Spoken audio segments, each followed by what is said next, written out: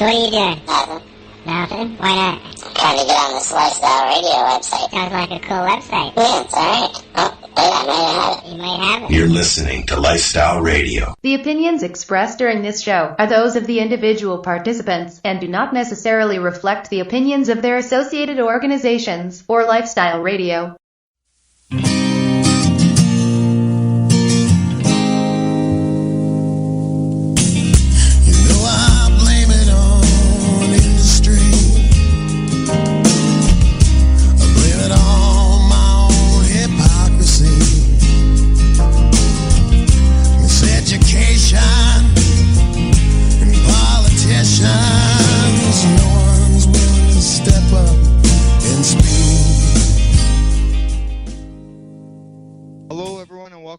Radio show. We are live, yes, live here at lifestyleradio.ca as well as at Spreaker Radio. I'm your host, Al Graham. Tonight in the Pace Radio show, I am joined by my joint host, Northern Ontario, Kim Cooper. And for tonight's show, she has invited a guest that I can only describe as a real fighter. Why? Because this person has fought for her rights to have a cannabis business for many years, and now she has to fight once again for her business as well as many others. But before we learn more, I'm going to have a little talk with Kim. Kim, how are you tonight? I'm doing good, Al. Pretty warm up here in the north these days. Doing just fine. You mean the igloos melting? All the igloos are long gone. We had 35 glorious degrees up here today all day long. It's supposed to get hotter as we go through the weekend. Wow, you guys are north of quite a bit, 7-8 hours north of me, and you guys are a lot warmer than we are down here. Yeah, it's like one extreme to the other up here. It's either very, very cold or it's very, very hot. Yes. And there's other places, like in the heart of the city, we'll find out tonight, where it's getting very, very hot. So, and talking about being hot in the city, I don't know if you caught the news today. I seen that some of the people that were arrested during the raids at the dispensaries made an appearance in court today. Yeah, I did catch that today. I believe out of the 90 people that were arrested, 200 charges were relayed. 79 of those were zoning violations, and that's what were heard in court today, was the zoning violations. 186 of those charges were for possession. 71 were charged with proceeds of crime. Those charges won't be heard in court until next month. So they're basically today they just got their disclosures then? Yeah, everybody got their disclosures, and it was all the zoning infractions that were heard in court today. Yeah. So everybody was charged under the zoning bylaws are the ones that appeared today. I see there was one lawyer that was quoted in the City News article that I read that he says that the charges were arbitrarily handed out and they were just given to everybody and anybody. It doesn't matter whether they're owners or not. Yeah, zoning bylaws normally only get laid against either the building owner or the managers on site of the establishments that are in apparent infraction of those bylaws. But in this case, with the raids that went down, people that were just in the store as shoppers were also charged under the zoning bylaws. Wow. Yeah, so obviously, I can understand where that lawyer's coming from. There's going to be a lot of charges will be dropped. If that's what happened. The wrong people being charged. So. Yeah. They only get laid. Yeah, and I'm sure we'll be talking more. We'll be talking with our guest a little bit about that as well tonight. Oh, 100% for sure on that, Al. Okay, and the last thing I want to touch upon on the news is I see the NDP, the federal NDP, try to put a motion through to decriminalize cannabis. Yeah, I was actually at home that day, and I got the pleasure of watching that whole thing through and through for, I think it was 4.5 hour debate on C-SPAN or CPAC that I watched it on. Unbelievable, just unbelievable. Some of the stuff that was coming out of Billy Blair's mouth, I couldn't believe it. I at some points, I just looked at my computer and somebody shoot me now. Wow, really, eh? Yeah, just ridiculous. Ridiculous. I'm sure you mentioned earlier when I was talking to you before we went live that some of these people were that you were posting these comments, and people actually thought that you were the one that was saying this. Yeah, I was actually watching it through the Hotbox Cafe's live stream. They live streamed it from the CSPAC and provided everyone with a link to watch it directly online as well. And I was making some comments during the debate and quoting some of the things that the Liberals and some of the Conservatives were saying. Few people online thought those comments were coming directly from me, and I got a little bit of static, and I had to kind of explain, no, that's not my words. Well, I'm sure everybody but the Liberals seem to understand that it could take 2 years before this process is done, and in that meantime, people are being arrested, and by the numbers that I see here, they say that 50,000 people were charged back in 2014, so they're talking like 120,000 people could end up with a criminal record for cannabis while the government is in the process of removing it as a law. Yeah, and a large majority of that number are young people, and that's the issue. We're destroying these people's lives before they even get started. Yeah, exactly.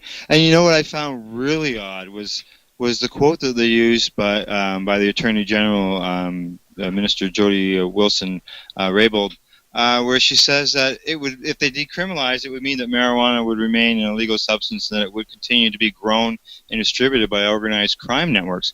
Well, if you don't decriminalize it between now and you legalize it, that's all going to happen anyways. That's right. And I really like a quote that I heard, actually, that I jotted down for the show, was from a member, from Erskine Smith from Beaches, East York. And he said, yes, decrim is a half measure, but a half measure is better than no measure. Correct. Exactly. And why nail all these people with criminal records? So exactly. Alrighty, well, we'll see what happens as that moves on. There's going to be lots that come in the future, that's for sure.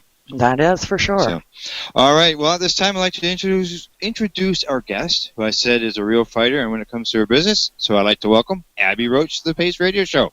Abi? Hey, guys, what's up? Hey, we're just sitting around having a gab. Talking about what's going on listening. here in Ontario. Like, what's going on? Oh, my God, Ontario has gone insane. So lots of stuff kind of happened this week. Bill 178, Bill 145 amendment went through, which means essentially that cannabis is tobacco, which is awful. awful. Well, we're gonna talk about that stuff all through the night. We'll talk more about it, so I'll skip it. And I'm gonna pass you over to Kim and let her get the questions started. And as usual, I'll just come along as I always do. And just, I'm going to add a note as well today. Sure. Bylaw officers in Toronto were going around open dispensaries and giving out blank tickets, essentially, with court dates. So that happened today. That happened today. I saw a post, something about the Queens of Cannabis. Had they got a possible blank bylaw officer today. there. So is that what they were doing, was handing out blank tickets with just a date on it? Yeah. How is that even a legal piece of paper? How is that a legal document if it's blank? I'm not a lawyer, but I'm not sure how that works. I've gotten fines from the city before for minor infractions with signage and stuff, and mine has always had a number on it and a court date, and I've gotten warnings before that took more than one warning. It was 3 warnings pretty much, and it was about my sign not having something mean. Anyways, old story. I ended up paying $150 and I walked away. But it's very odd because when my ticket came, it was full. Yeah. A blank ticket, that's got to be unconstitutional or something. But I mean, what in this business isn't unconstitutional right now? Well, no, it's awful. Abby, as we were talking in the little news segment there before, the lawyer was saying that people who didn't even own businesses were getting zoning bylaw tickets. Is that basically what's still happening then? Well, the people who got one today owned the business, not the building. Oh, okay. All right. Yeah, but I'm not sure their staff, and I think it's just them working it right now. Right. So I'm not sure about, I haven't heard of anybody else having this happen to them, but it happened to them today. Yeah. So, based on the recent past experience, are these people expecting the doors to be smashed down again? I don't think so. I'm not foreseeing the police doing too much more in terms of like raiding. I think it's all, it just looked so bad on TV. If they do it, it'll be one small place at a time so it doesn't make the news, right? But it was a bad look for the Toronto Police Services, unfortunately. They just went at it from a totally insane action. I think they could have done a lot more. And to me personally, the letters to the landlords were effective enough. If you were trying to decluster, those letters worked fantastically. I know of at least 30 to 40 places that had the landlords shut them out due to the letters. So if they were trying to decluster and slow down things, I think the letters to the landlords and probably a couple of tickets would have done the job just fine. They didn't need to arrest all these people in a mass arrest. And if they had suspicions that the dispensary was somehow working with organized crime, then it should have been done on a, in a store-by-store basis, not so much 43 places one day. It was just insanity. Yeah, for sure. I mean, and the destruction that they did to the properties, was unbelievable. Some of the buildings are no longer habitable. Yeah, absolutely. I know Canada-wide got, I don't know, the nicest way to say it is trashed. Walls ripped out, all kinds of crazy stuff. Yeah. Yeah, unbelievable.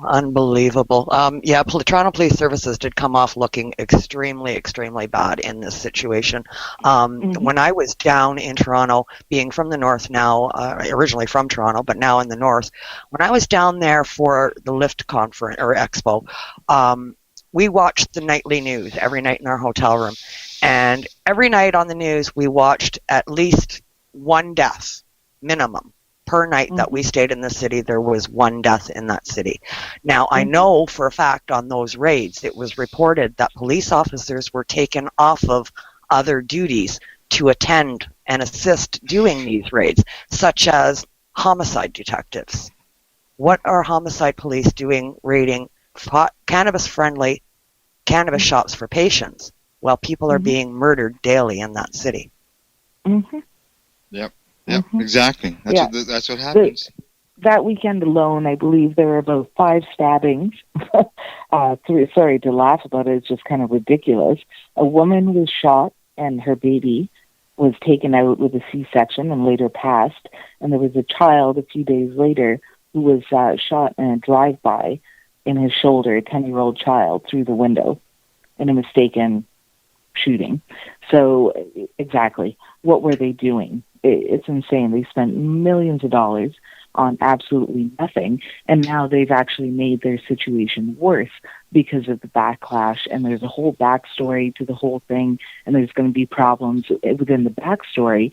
And then you also have just the common guys that sit on the street that are now back in business 100%, and they're as happy as ever, right? So now you have problems with cannabis being sold back out on the street when that stopped, and then there's other issues, and I've heard of a lot of break-ins into dispensaries that were closed because they know that people will be afraid to call the police. I've heard of extortion. I've heard of all kinds of problems happening now due to these raids that go deeper than just the people being arrested. Wow. So the city is just in turmoil over all of this. It's insane. Yeah. It's flipped everyone's world upside down right now. Yeah. Wow. And patients. I mean, I know the patients are just aggravated and scared and frustrated and every other emotion that's going through their system. Because I know in the confiscation of property that the police took from these dispensaries, they also confiscated patients' records. Yeah, records. And then also now the dispensaries that have reopened or never got shut down are all taking edibles off their shelves. So right now, if you can consume cannabis in vapor or smoke, you're kind of screwed and out of luck, because there's no edibles available at all. And there are so many patients out there that just are not consuming by smoking or vaporizing. That's all they do is edibles to control their cancer, Alzheimer's, dementia, pain, diabetes. I mean, that's all edibles. And the people that suffer the most tend to be senior citizens, unfortunately, on that level because they don't want to smoke. So Right. it's an issue. Yeah. For sure. Well, you've got a senior citizen that's, over 65, could be upwards of 80 years old, has never smoked in their life, and now you're going to tell them, well, you can't eat your candy anymore. You have to smoke this now. Yeah, or people who were getting access to oil because there's that fella who's suing the city. Right. That young man, I think he works at Cannabis Culture, I believe, and he's a paralegal. He's launched a lawsuit against the city of Toronto because he has to travel to receive his medication. $1 million, I believe, is it not, Abby? Yeah, I believe so. I hope he's successful in that endeavor there. But it's really they've done a number, and I think the problem is I'm sure after watching 4.5 hours of debate, you understand that there's a massive disconnect between the politicians, law enforcement, and the reality on the street, and who cannabis consumers are, and who, you know what I mean? Like there's a general disconnect between what's actually happening and who runs the dispensaries, who puts products into them, and on, and who the consumers are, and then in the vision that law enforcement and politicians have to what's actually happening. So it's two completely different realities of what's real and what's make-believe prohibitionist stigma, and they're doing crazy things without thinking about the effects on the people. Yeah, exactly. Well, I know you were at the Queen's Park meeting, and I was watching through your business's live feed, and I so appreciate everything that you're doing for the Cannabis Friendly Business Association and every patient and business in the Toronto and Ontario area. I mean, you're a godsend for these businesses and all of us patients for sure by putting all of this together. I know my feel for the situation online was I was enraged a lot of the time. How did you manage to maintain self-control being directly in front of these people? Well, no, I was there for the Queen's Park, not for Parliament, but for the Queen's Park Bill 178 vote. Randy Hillier, who's the MPP from, I believe it's Belleville area there, he was the only MPP, a conservative MPP, and he was the only one that had supported us and has been with us since day one with the Bill 178 stuff. And watching them debate nonsense and, just screaming at each other like children. And then having Randy be the only man that stood up at the end and still voted for us, right? And I kept my composure, and then halfway home, I was with a bunch of people, and I was like, you know what? I just need to go get in a cab right now. And I kind of broke down. It was like literally like watching my dog get put down, sadly. And it was, frankly, kind of disturbing, right? And, a lot of people asked, they're like, oh, why'd you make us come out here and watch it? I said, because there's a man on the floor there, and he's the only man on this floor that is voting for you, no matter what people tell him to do, right? And we need to sit behind him and just show support the same way that he's showing us support. And I thought that was really, really important. And it was important to sit through it and just watch the whole thing the same way that he did, and knowing that he fought so hard for us, But for sure, to be the one and only MP in that entire house to stand up for patients' rights. Yes, every patient owes him a debt of gratitude, for sure. Yeah, Randy Hillier, send him a message. He's a good guy. Yeah, he is very much so. I've been following him since he's come on board and spoken out about vaporizing and not having it combined with carcinogens like tobacco smoke and stuff. And he is very knowledgeable. And I had a very, very difficult time with the lack of knowledge on the part of the Liberal Party there. They didn't have any facts. Everything that they discussed and said was wrong with cannabis, none of it was factual. No, absolutely. Yeah. So basically they made this law. This law got passed, and they have no proof, no evidence, none whatsoever, showing that vaporizing is bad for anybody's health. Exactly. Like there was zero scientific proof brought up. Everything that they stated they brought up like scientific reports and stuff, but all of the scientific reports that they stated and quoted have all since been found to be incorrect. You know, they've been reanalyzed, they've been restudied, and they've said, no, I'm sorry, your first findings were incorrect because you were looking at it through biased eyes and looking at it through scientists and through scientific eyes. This is not the correct outcome. So everything is that they've quoted in that whole debate session has already been debunked. Yeah. It's just 1923 all over again. Same way they made cannabis. Yeah. Exactly. I mean, I was astonished. I'm thinking, this is 2016 in Ontario, Canada, and I'm listening to these people quote me resources and resource studies from 1965 and 1975 and even 1985. But since then, all of those studies have been debunked. Where is the new scientific studies that has said, no, these are incorrect? Why weren't they brought up? We gave them all that information. We've been lobbying the provincial government for the last 3 months now.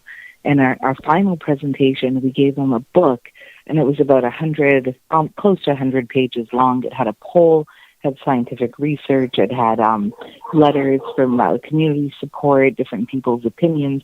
It had the entire 2012 city report, the City of Toronto report in it about vapor lounges and how they're an important part of, Toronto's cannabis community and medical community and how they need to be licensed. And that also included studies within it. There was all kinds of material in it. A lot of what Randy was saying during all the parliamentary debates were from our information that we gave him. And we gave it a fantastic presentation, and not one person listened. And we had gone to meet, I must have sat in Queen's Park and I met with Patrick Brown, I met with my own MPP, I must have met with maybe 20 different MPPs and over the last 3 months, and none of them wanted to listen. They all understood what they were doing, and they all understood the importance of not doing it, but because of optics, because nobody wants to look like they're for smoking, they passed Bill 178. Exactly. And I want to talk a bit about that when we come back from the break, because of earlier stuff that was said about the bill back late last year. So, alrighty. So it says break time, and we're gonna hear some bumper music by Rick Reimer and his song "Respect," and talking about the whole total lack of respect that's going on here to the cannabis community by people of authority positions. Then after the break, Kim and I will continue our talk with our guest, Abi Roach of the Cannabis Friendly Business Association. This is the Pace Radio Show, live at lifestyleradio.ca. Respect, right, makes the world go round. Respect, don't put others down. Respect, not a necessity. R-E-S-P-E-C-T, respect. Come again. And you can't be fooled. Respect, not. It's the golden rule. Canada, the time to act is now. These days, your customers are seeking variety. Increase your earning potential by expanding your inventory with CC Nexus, Canada's largest cannabis seed wholesaler. CC Nexus stocks over 60 reputable breeders, including Canuck seeds, with a wealth of autoflower, regular, feminized, and CBD strains. All first-time customers will receive a free pack of Canuck seeds, plus a mug, t-shirt, and additional promotional materials. Add strains and increase your profit with CC Nexus, your Canadian-owned and operated wholesaler of cannabis seeds. Discreet, worldwide stealth shipping from Canada, supporting you locally. Call today, 1-844-843-7995, 1-844-843-7995, or visit us at ccnexus.global. The following is a public service announcement from the Canadian Therapeutic Cannabis Partners Society. The Canadian Therapeutic Cannabis Partners Society is a non-profit organization dedicated to ensuring improved access to therapeutic cannabis and cannabis byproducts in Canada. With a federal government that has committed to legalizing cannabis, We feel it is our duty to ensure that the medicinal use of cannabis doesn't get lost in the process and that there are clear distinctions made between the medicinal and recreational use of cannabis. It is our mission to ensure that government regulation doesn't get in the way of a sick, disabled, or terminally ill person's right to use or produce this amazing natural health product. If you would like to get involved, you can contact us on the internet. www.canadiantherapeuticCannabisPartners.com, on Facebook, CTCP Society, or search Canadian Therapeutic Cannabis Partners. This is Al Graham of the Pace Radio Show. Are you keeping pace, as in keeping people advocating cannabis education? If you're not, and you're a cannabis consumer, then why not? Others are working hard every day to help educate people about cannabis so you can enjoy your daily 420. Get involved and speak out. Be loud and proud so that you can keep pace. Tune into the Pace Radio Show every Wednesday at 8 p.m. Eastern Standard Time to hear about people advocating cannabis education here on lifestyleradio.ca. Growing your own vegetables, flowers, or even medicinal plants can be a challenge without the right equipment and proper know-how. At BMA Hydroponics, not only are they your urban horticultural experts and suppliers, but their staff holds the customer's needs paramount to making a sale. Family-owned with decades of experience and knowledge, they offer free advice in person, by phone, or email. BMA Hydroponics wants to ensure you have the advice you need, which is why you'll find tips and tricks on different ways to grow, like wick, ebb and flow, drip, or aeroponics system, as well as other helpful links at bmahydroponics.com. If you can't find what you're looking for, just let them know, and they'll do everything they can to get what you're looking for. At BMA Hydroponics, each staff member also possesses a federal exemptee MMAR license, making their strong suit empathy, experience, and dedication to their customers. Because when you know how to grow, you'll have results that make you proud. BMA Hydroponics in Belleville, Ontario. Visit bmahydroponics.com. BMA offers cannabinoid testing, so if you want to prove you've got good medicine, head to BMA Hydroponics and prove it. Once I'm walking down the street, wanna get a bite to eat, but I look a bit run down. Just a bit run down. Waiter in a restaurant looks at me, says, "What you want? We don't need no bums in town." Oh, what am I saying? Doesn't hear a word I say. Hello and welcome back. You're listening to the Pace Radio Show live here on lifestyleradio.ca as well as at Spreaker Radio.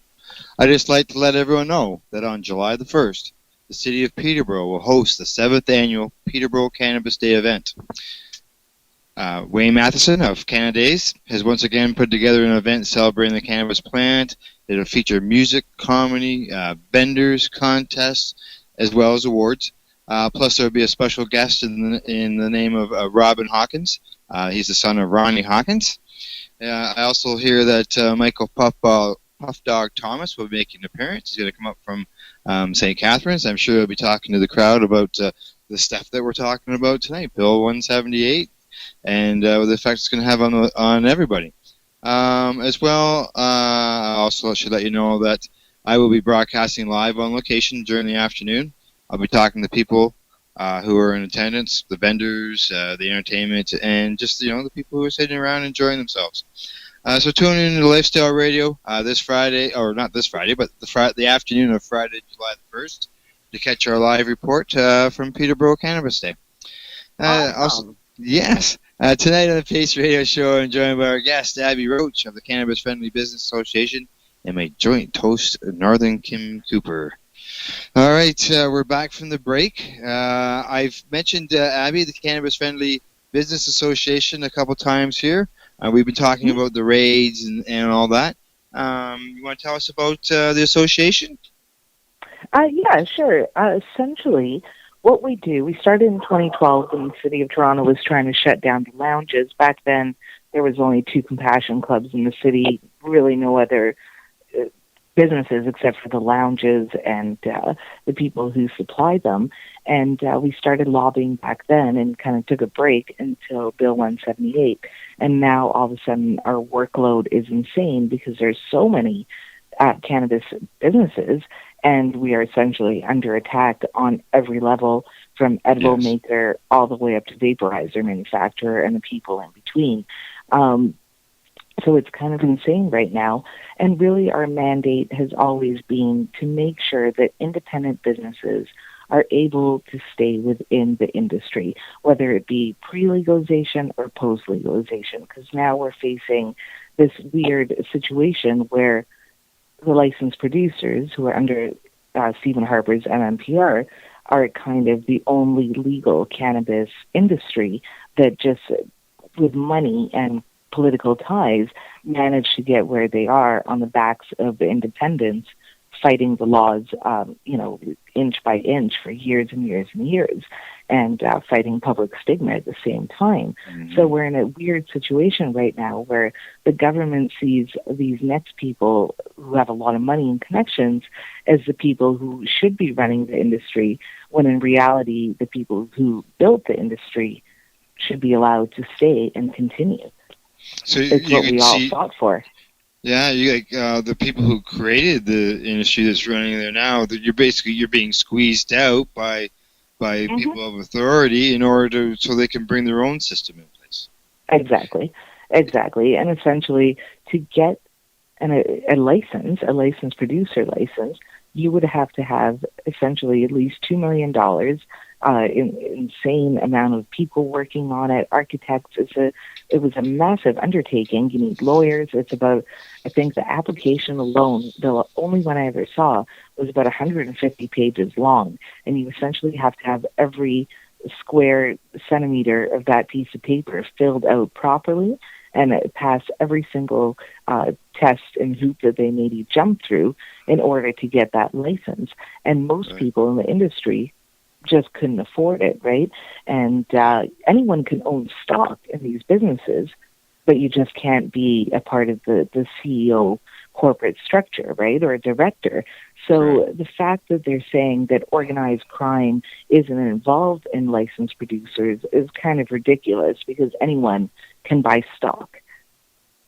Yeah, right. Yeah. And the ones that have the money, 2 million plus, and you're on a waiting list with Health Canada for 2 years, mm-hmm. 3 years at before least. You're authorized.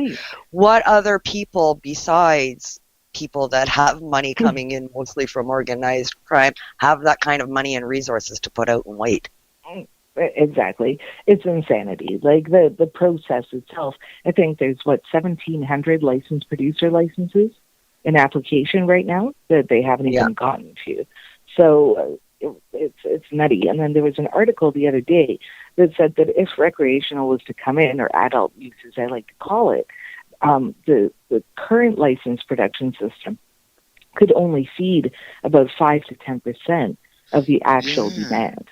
I was trying to get that was an article in the Hill Times today. It's under subscription only. I was trying to get in to read that. Yeah. I didn't get a chance to read it today either, Al. No. I spotted it, but I didn't get a chance to get at it. But in reality, there's no need for adult use recreational cannabis to be medical grade. It just doesn't need to be. So in order to service the rec market, there's no need for these humongous medical-style facilities. It makes no sense. I'm not saying put them out of business. I'm just saying they were built for a certain function. So for the function of adult use, to lower, I'm not saying don't have regulations and standards, but lower the regulations and standards so people who have been growing for their entire lives, essentially. I know people who have been growing since 1960-something, 1970, and are still at it, and they're not going to give up just because. So why not be able to put those people into the white market instead of the black market and let them pay taxes and create an economy out of the economy that already exists? It absolutely makes no sense. And then those people would need somewhere to retail out of, because it can't just be the LCBO or the pharmacies. It doesn't make sense. Again, you will just keep the black market alive. And if you're trying to get rid of the black market, then you have to work with the gray and the white market, and the black market, and bring it into the white. And also, if they're going to go for an LCBO system, especially in Ontario, then people are allowed to open bars.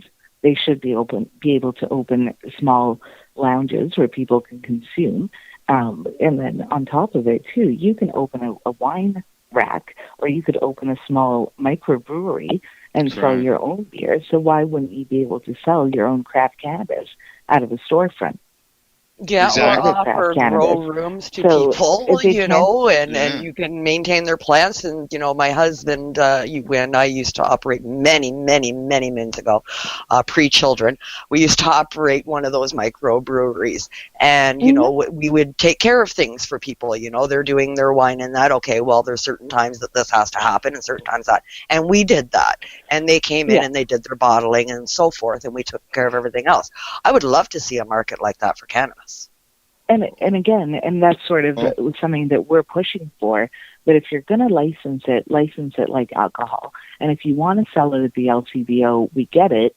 Though anyone can pretty much read an ID card, it's not really that big a deal. But that's their excuse because it's always about the children. And if you want to do that, that's no problem. But you have to treat cannabis like alcohol and allow private enterprise to occur within the system like you would with alcohol. The lounges basically would become the new version of an alcohol bar without all the problems associated with the alcohol end of it, because then lounges would be able to have a permit to be able to sell cannabis. Just like you go to a bar and buy a drink, a patient or a person to be able to go to a lounge and buy some grams of cannabis in order to consume while they're there. Exactly, and the beauty of this as well is that you have control.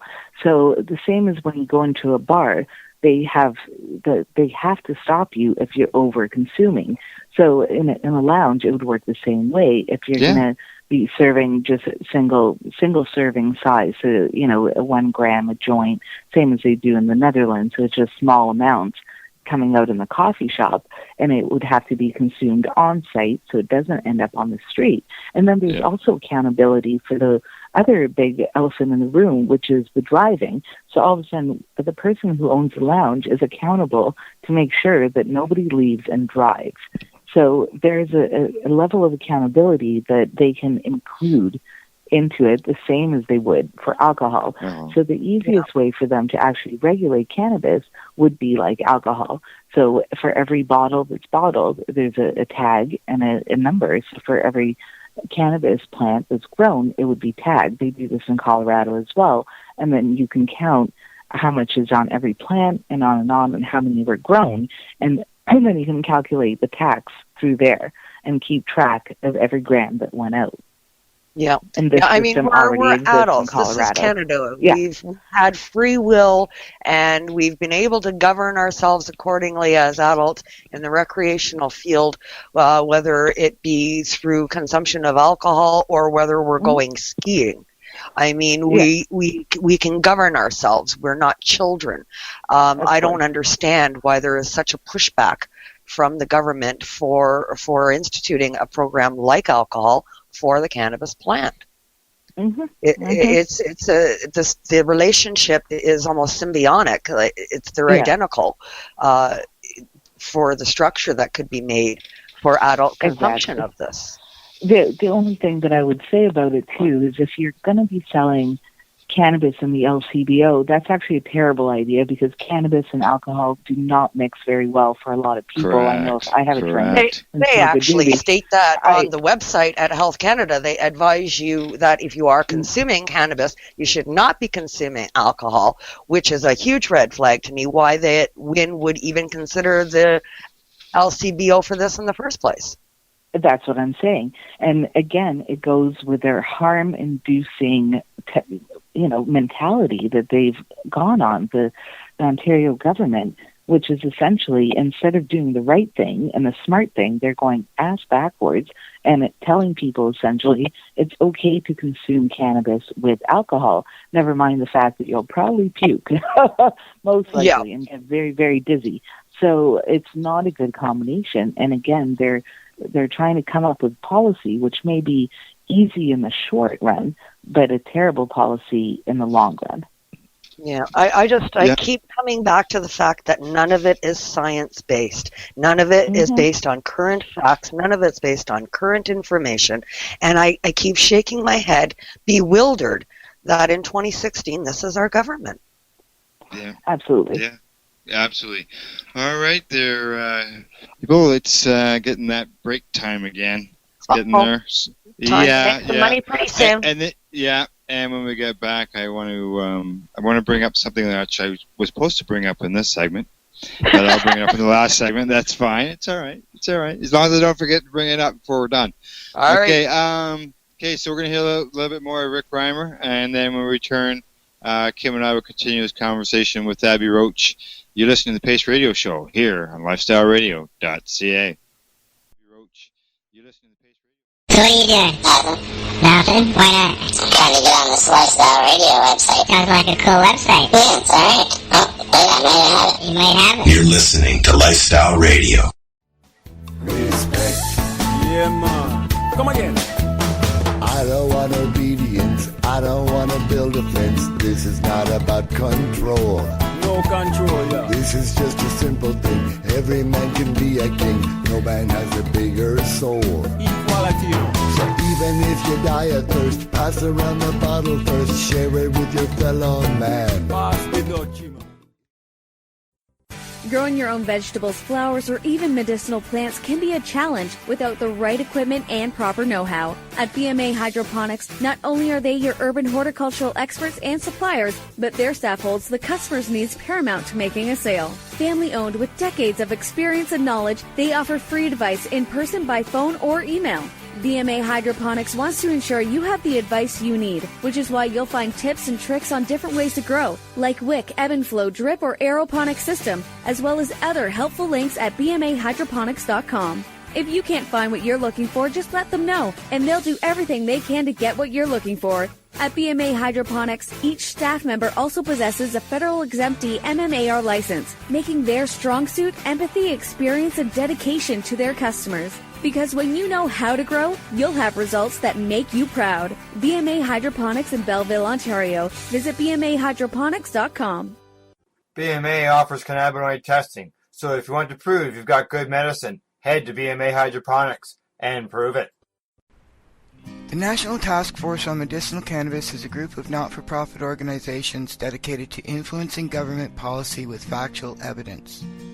Our mission is to ensure that a constitutional medical program is developed that will address the concerns of all Canadians that require therapeutic cannabis. The task force is looking for dedicated people who are willing to contribute to our cause. We have formed this task force to foster a unified approach and focus on lobbying the federal government and Health Canada. We represent the combined expertise of thousands of patients with more than a decade of experience. As a task force participant, you, your business, or your group will have an opportunity to show that you care and offer your unique skills to promote the cause. If you would like to get involved, go to medcanataskforce.org.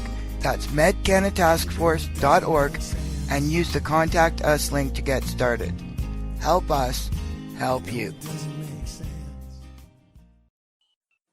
Tune into the Pace Radio Show and catch Kim Cooper, Debbie Stoltz-Giffen, or Allison Merlin, along with myself, Al Graham, as we talk to Canadian and international cannabis advocates who are working hard to help patients and to end cannabis prohibition. Catch us live every Wednesday at 8 p.m. Eastern Standard Time here at lifestyleradio.ca.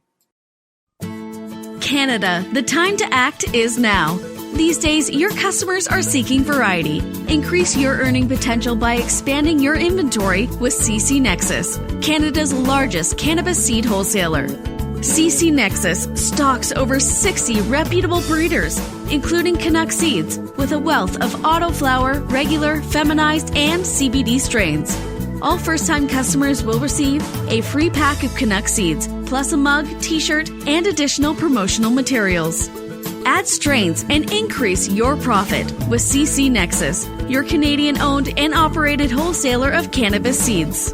Discreet, worldwide stealth shipping from Canada, supporting you locally. Call today, 1-844-843-7995, 1-844-843-7995, or visit us at ccnexus.global.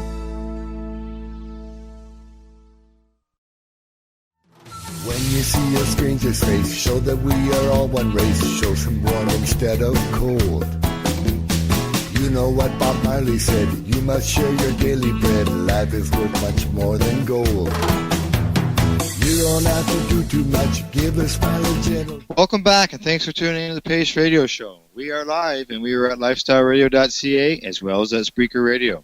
Tonight's bumper music was by a solo artist by the name of Rick Reimer, who the last I heard was in the Ottawa area.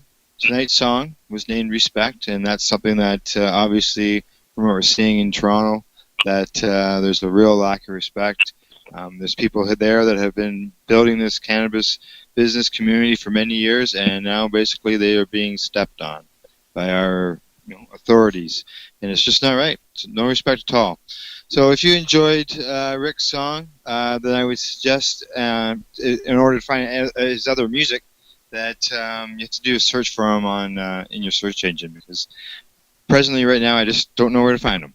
So tonight on the Pace Radio Show, I'm joined by our guest Abi Roach, who is with the Cannabis Friendly Business Association, and my joint host, Northern Ontario, Kim Cooper. Okay, I've got this question for you, Abi, that I meant to ask in the last segment, and this has to do with Bill 178.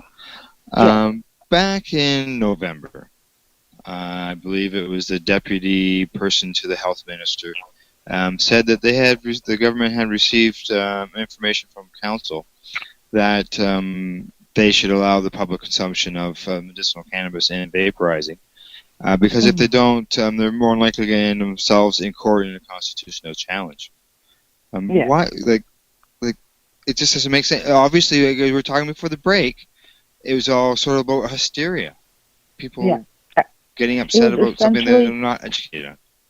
Yeah, it was essentially a misquote, let's say.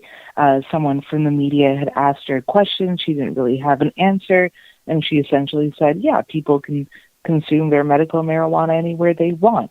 So the public reacted and said, well, I don't want my child being around cannabis. And then in order to cover up her response that created this hysteria, instead of firing her, which actually she was just promoted, she is now the Minister of Seniors Affairs, funny enough, and funny that maybe seniors should be writing her and letting her know how many of them actually consume medical cannabis, just to put that out there. And instead of making her resign, they came up with Bill 178, which was essentially going to be for e-cigarettes, but they decided to make their lives easier again and add in cannabis. Yeah, it was a knee-jerk reaction. Totally. Oh, totally. Yeah. Now, now that the law has been passed in its third reading, it's just, I don't know when it's effective, when it comes into effect. What can you guys keep doing?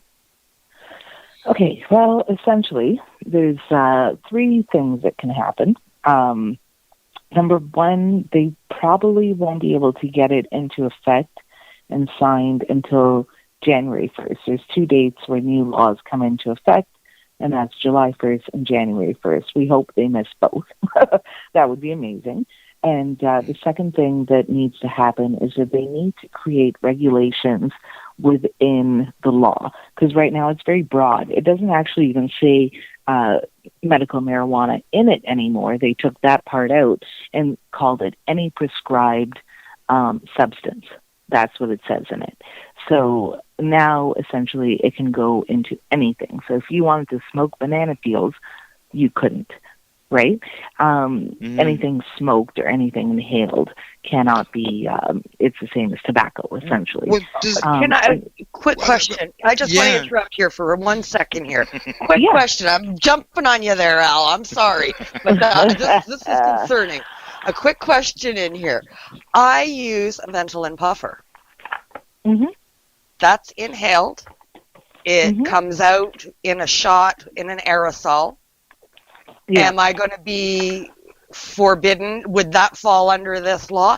Technically, in my view, I have no idea. It's a prescribed substance. It's something that you'll have to send to the health minister and ask him, because I have no idea what it means. It's very broad. So now I'm in the midst of an asthma attack inside a building. I'm supposed to go outside before I can begin to breathe? Apparently, if you have epilepsy and you need to take your medicine, you need to do the same as well. So we're basically left dead on the floor. Essentially, that's what's happening. And If I don't so have to oxygen, get- I die. I'm not sure, It's as simple as I don't that, know. right? I can't. I'm not. It's just a minor side effect. I can't answer as to exactly what prescribed substance is, but they left it very, very broad. It's a very broad brush that they painted with, and there's no regulations within it.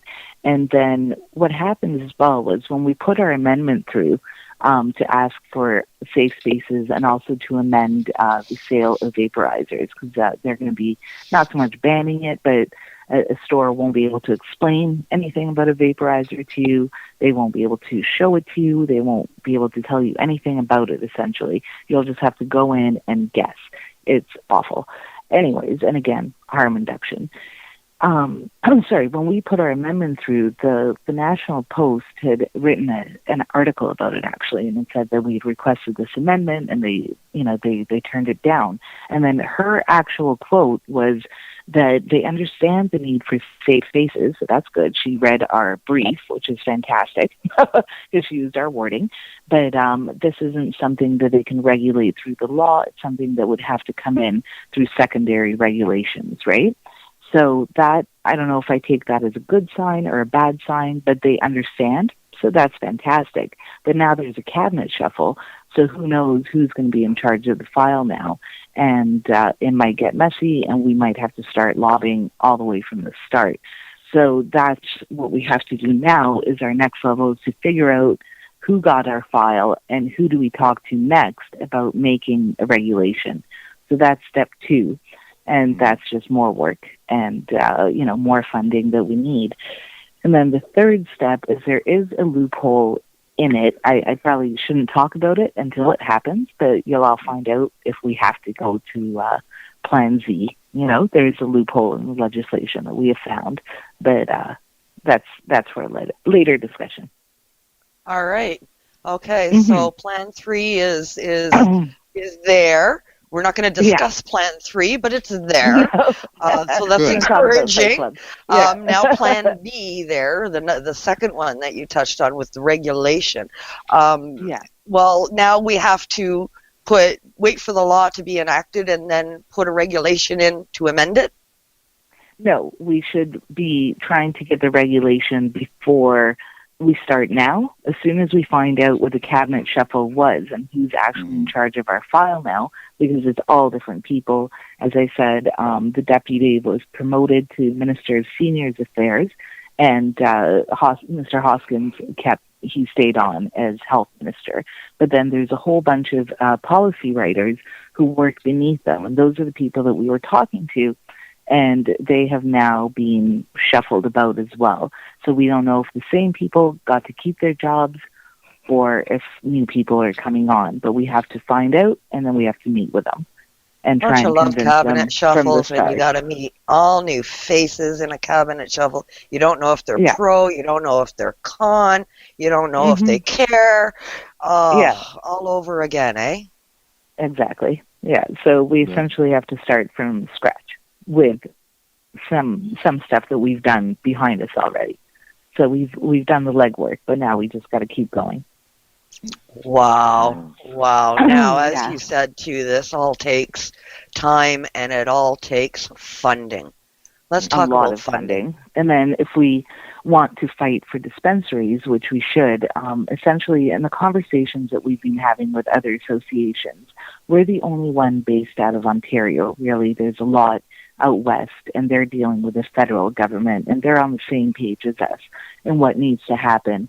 So I think what we're kind of suggesting in order to save money and resources and put us where we're most effective, we said, well, we'll deal with mostly Ontario, the Ontario provincial government and the city of Toronto. And that way we're dealing with Ontario. And then the BC people can kind of deal with the federal government, but we can give them what we want to go along with it.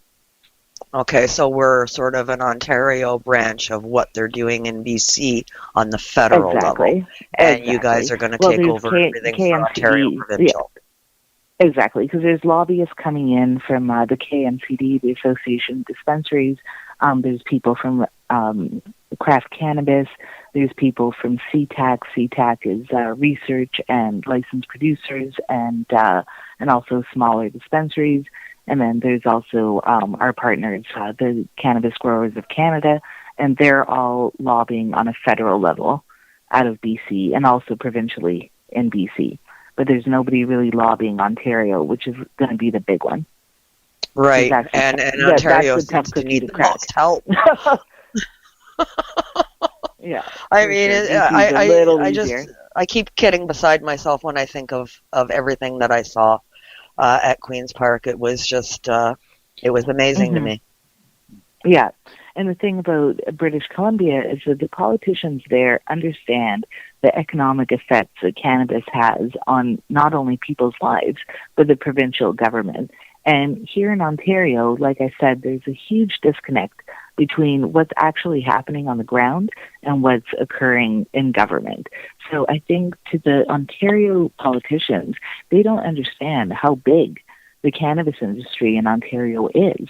They think, oh, it's all coming in from British Columbia, and that's untrue. Ontario has a massive, massive cannabis industry behind it, and it's been here for a long time. So they need to get their heads out of the sand and maybe take a note from what's happening across the country and say, all right, this makes sense, because they kind of get it. Yeah. We haven't seen a whole lot of expansion in Northern Ontario with business up here. There is now a new clinic opening up that's strictly for prescribing cannabis, and they're opening up in several cities out here in the near future, in the coming months. And we have a limited supply of stores and head shops we can go to. There's only one lounge that I know there are of a lot of in growers. Northern Ontario. Yeah, but there's definitely a lot of growers in Northern There Ontario. are a ton of growers. That's who I'm Northern talking Ontario. about. I'm not really talking about the head shops. I'm talking about the base of our industry, right? Yeah, There are a especially ton in the of summertime growers up here. Yeah, for sure. Yeah, exactly. for sure. That's So for sure. for the Ontario government to not realize that, cannabis is here and it's craft and it's grown here by local people, and to not want to help those people come into the white market. And again, I say this is silly on their part. It's a loss on everybody. It's a loss for the province financially, and with jobs, it's also a loss for the people themselves, because they want to be legal. People want to pay taxes, and they want to be legal. People do not want to be criminals, and the public is frustrated. As we sit here talking for an hour easily, we're frustrated. We're clearly frustrated. Yeah, 100%. I know a lot of bringing it back to Northern Ontario, because that's where I am right now, of course, and I try and advocate for our community out here. I know many, many people up here that I speak to were so looking forward to talk of some lounges and dispensaries opening up in some of the larger cities we have up here, such as North Bay, Timmins, and Sudbury. And now with all of this that's gone on, I don't see that happening anymore.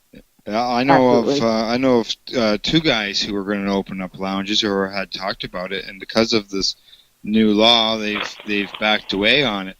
And Abby, you mentioned the vaporizers and stuff won't be allowed to be seen by people. Now, is that just for the e-juice, or are you talking like every vaporizer?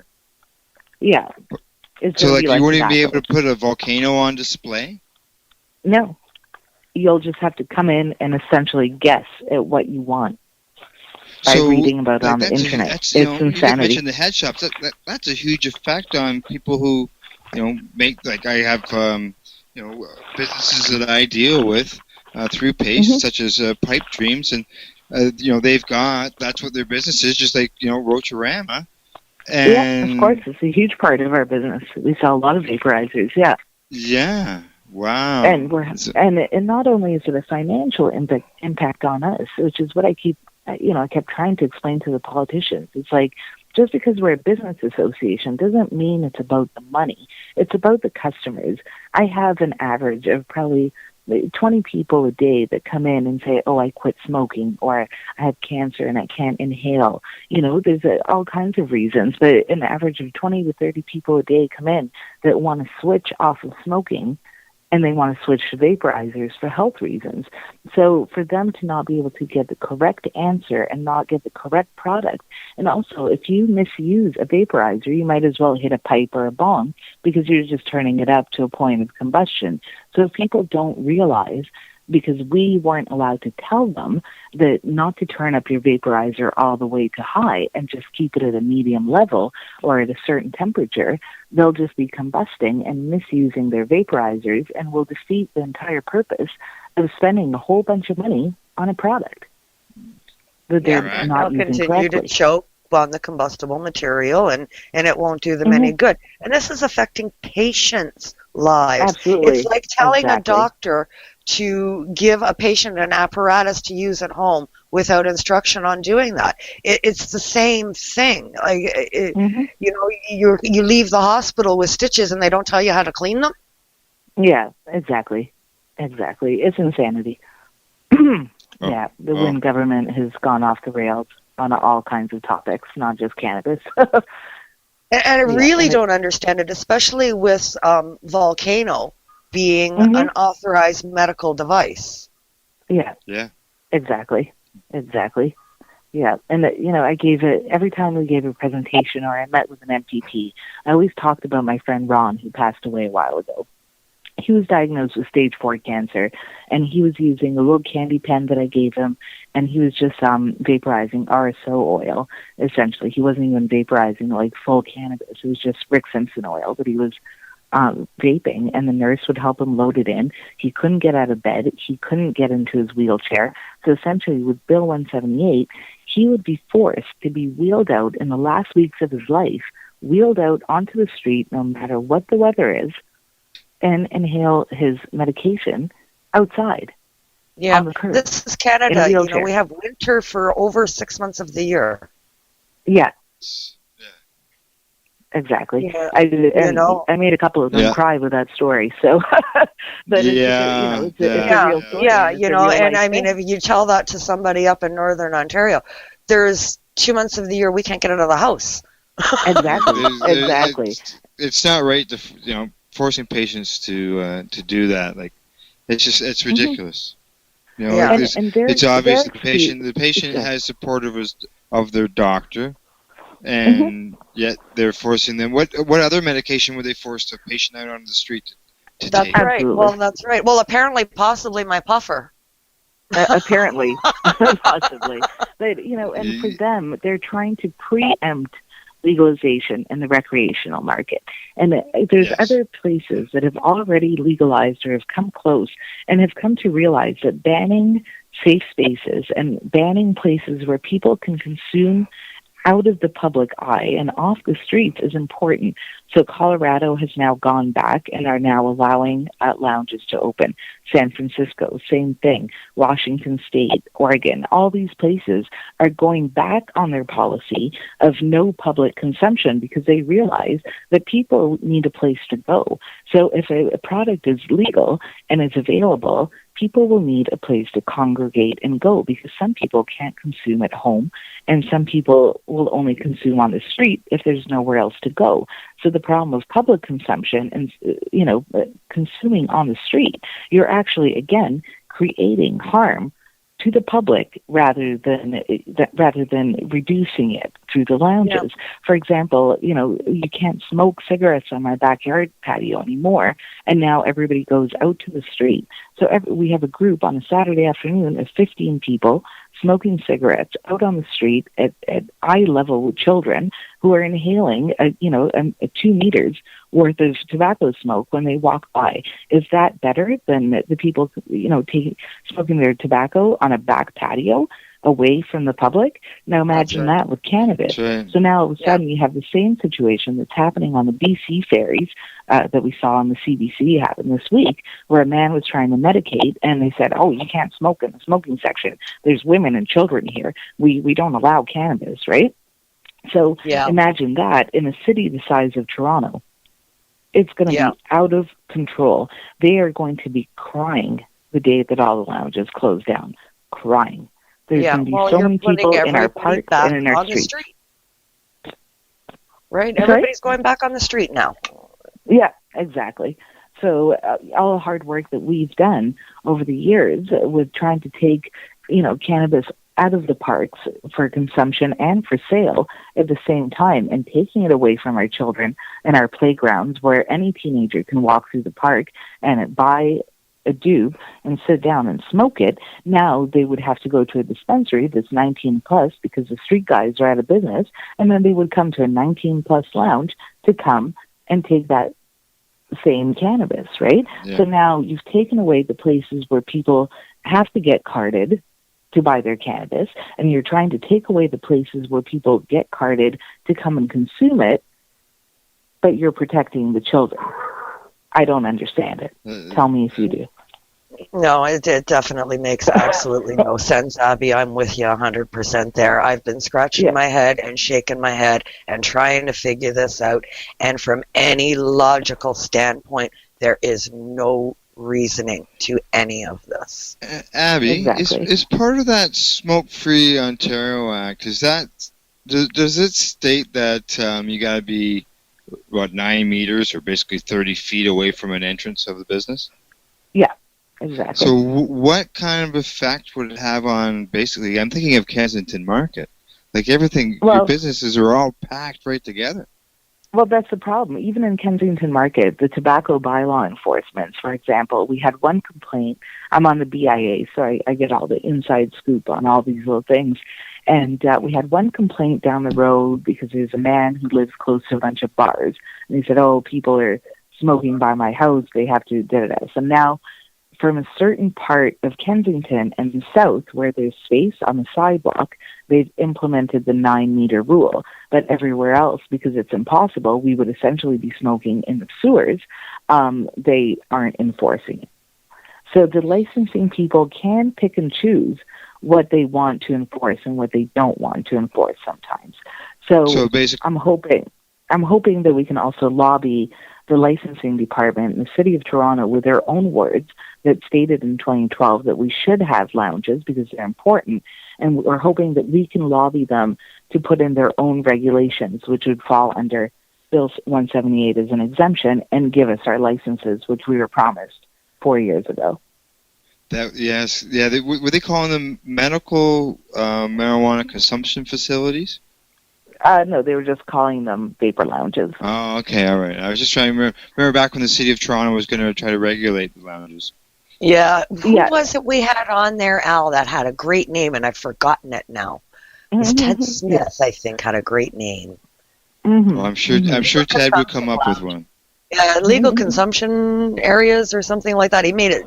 It was perfect. I'm going to have to Google him later and find out. Yeah, it might be in the actual MLS committee report. I don't remember it all word by word. Yeah, it was good though. I really liked it. Stupid things pop into my head. Sorry about that. Now, would they go at these at the lounges, the same way as they went at the dispensaries, being that now basically not only are they doing zoning bylaw infractions, but they're also breaking Ontario smoking laws. Would they go after the dispensaries or the lounges? Go after the lounges, the vapor lounges. Would they show up, basically just with a ticket, you think? Or it would be the tobacco get aggressive with it? that would come not.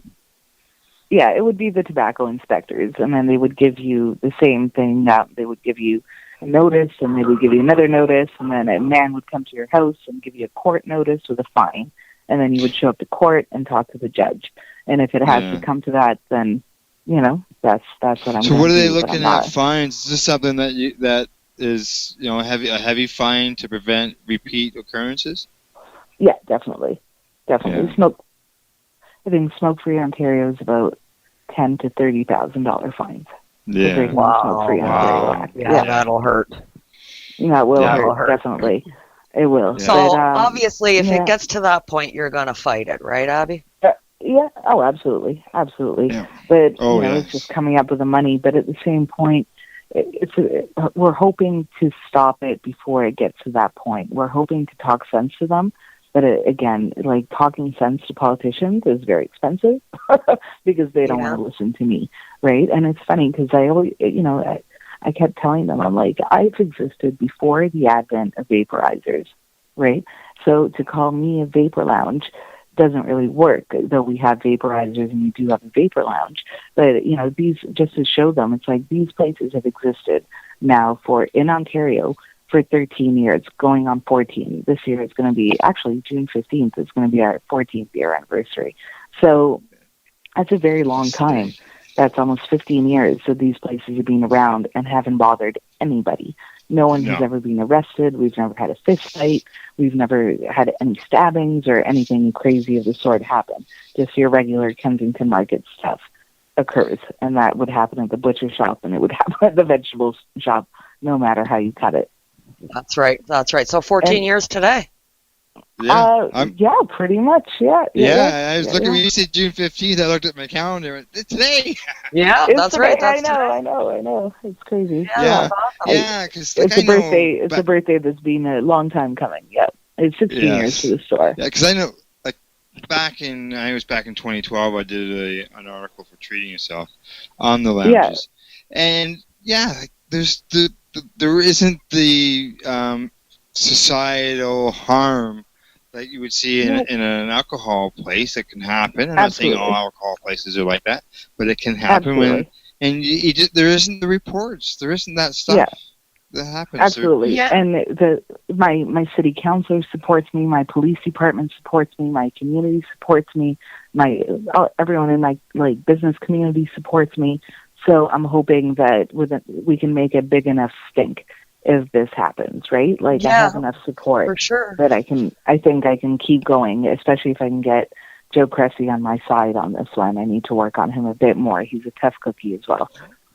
Yeah, well, I know that a few other of the vapor lounges that have opened up recently, they've even been encouraged by their landlords saying, you know, they had problems when this was a bar before and the police were there and there was damage to the building, and now it's a lounge and it's like, oh, the place looks good, you cleaned it up, you did renos, and it's quiet people, the neighbors are happy, you know, so... Yeah, absolutely. And even one of the landlords today, one of the landlords today that came in for her dispensary fine, even she said where I am, nobody ever wants to rent this place because it's so hard to rent it out because there's no foot traffic. Nobody wants a store. And then this dispensary took it and they pay rent like clockwork and they're great tenants and they've fixed up the place and made it look nice, right? So it's another thing that the city of Toronto didn't think about is the fact that all of a sudden you're going to have 120 empty storefronts that are very difficult to rent. In Kensington Market, the dispensaries have taken storefronts that nobody else wanted.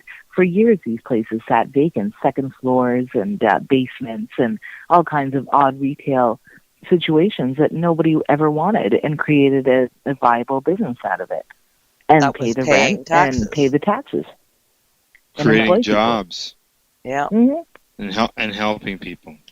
Yeah. Exactly. Well, I want to touch on one more thing, Abby, that is, I know, extremely important to this whole movement and the Cannabis Friendly Business Association, and that's your funding. Yes. You need funds. We sure do. With the new lobbying team that we want to hire, we're looking at, if we're going to do federal, provincial, and municipal, we're looking at about $30,000 a month, and that's not including other expenses. So what we're saying to people is, you know, if you want to stay on, we have to do something. You know, we may not win everything that we want, but if we win one step at a time, then we've come closer to opening the doors. And we have the licensed producers have been lobbying ahead of us millions of dollars in 2 years. So we as an industry have fallen completely behind because we were so, you know, enamored with the fact that we were able to stay open and thinking that everything is rainbows and unicorns, and all of a sudden realize that, you know, it's not rainbows and unicorns. And the sunny ways of Trudeau didn't turn out to be so sunny, and now we're completely under attack. And if we just sit back and do nothing, then we'll have nothing in the end. But somebody has to go in and do all the hard work, and it can't be me. It has to be somebody who's politically connected and has some sort of clout in what people want to hear, right? It takes a politician, talk to a politician. They won't just listen to me with my cute little dreads and my nose ring, as nice as it is. You know, I can put on a suit if we I don't want, quite fit into their profile. they don't care, so it takes a certain level of professionalism in terms of history, which is what lobbyists do in order to get this done. And, if the industry does not want to pitch in and do it, then there's no sense of us keeping on, because if nobody wants it, then why am I doing it, right? That's sort of the bottom line. You And show there's a team of us. show the support. You get the support, you'll keep right on going at it. And it's for everybody. It's for patients. It's for business. It's for the parents of children that are suffering. I mean, it's for the elderly. It's for everyone. That's what you're doing this for. And if I say this every single show, I think, Al, if every cannabis person in this province stood up and said, yes, I consume, there would be nobody left sitting down. Exactly. They say that about, I think it's, 8% of Canadians consume cannabis on a regular basis, which is 3 times or more a week. And this is an old study. And how many people did they actually interview? I believe that number is much, much higher. And then we're not even taking into consideration the people who are casual consumers, who are weekend tokers, right? And people who don't have a problem with it, right? You have people like my parents who have completely changed their minds about cannabis in the last 16 years since I opened up my business, due to who I am and what I do.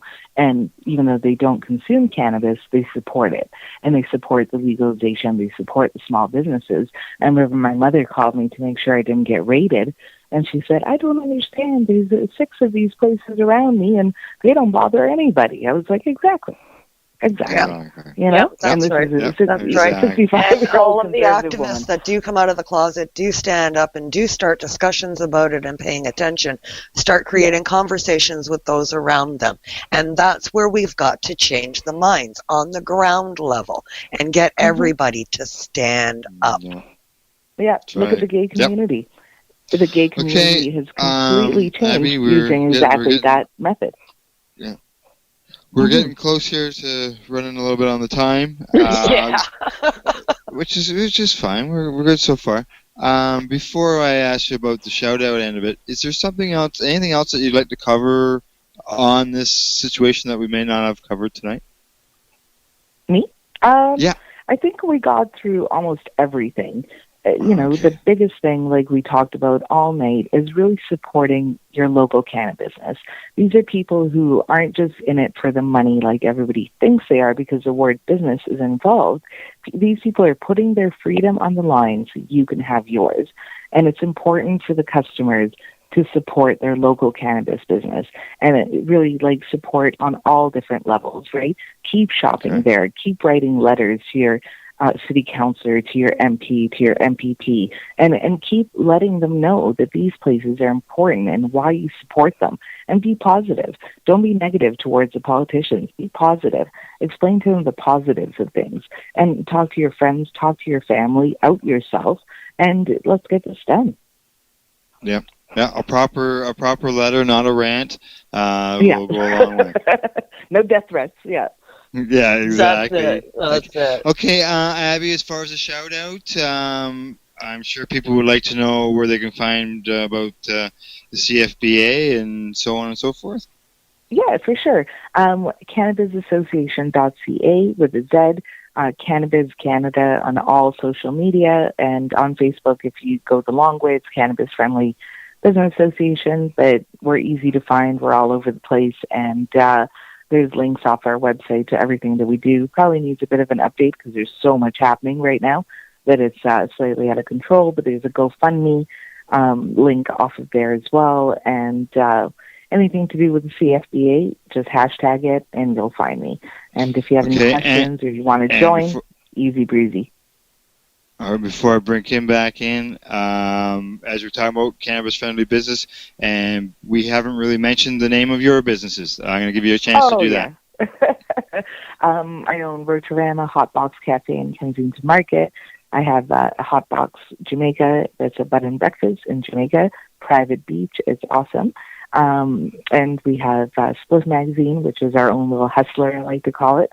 But it's my industry magazine where we talk about current issues and such on. So funny enough, again, the news is going so fast right now. There's so much happening that whatever we publish a month and a half ago is already completely outdated. And it's something that I've never experienced before in my 16 years of being a cannabis business owner. You know, that it's just changing. The landscape is changing day by day. And every day it's a new thing and something else is going on. And it's just insane. But we're growing faster than they can handle and faster than the laws can contain. And that's good news. Yeah. And I understand by trying to keep up with doing grassroots advocate, trying to keep up with the news is just crazy. It is. Every 5 seconds, something else. Yes, it's always updating. Okay, Kim, you got a shout out for something? Somebody? Actually, I do. I have two, actually. I'm going to take some time to do two. My first one is to my live studio audience downstairs. Hello, Mayor Aurora, Pumpkin Girl. It's bedtime.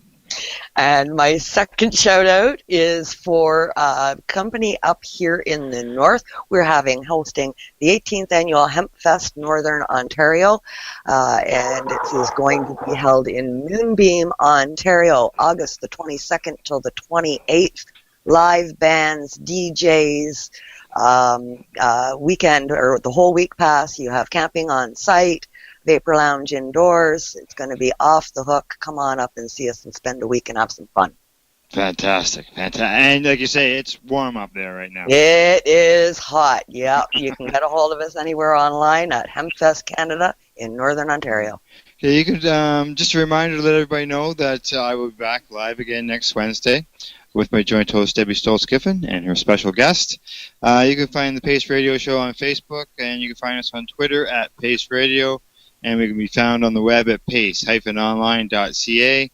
Thank you to go out to our sponsors, the friendly folks at BMA Hydroponics, who can be found at bmahydroponics.com, and to our new sponsor, CC Nexus, Canada's largest cannabis seed wholesaler, who can be found at ccnexus.global.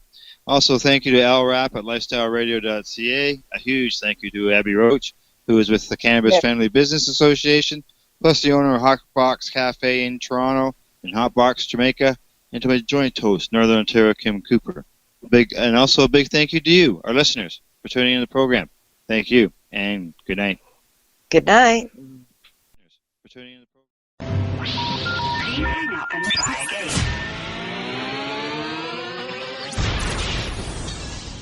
You're listening to Lifestyle Radio. So what are you doing?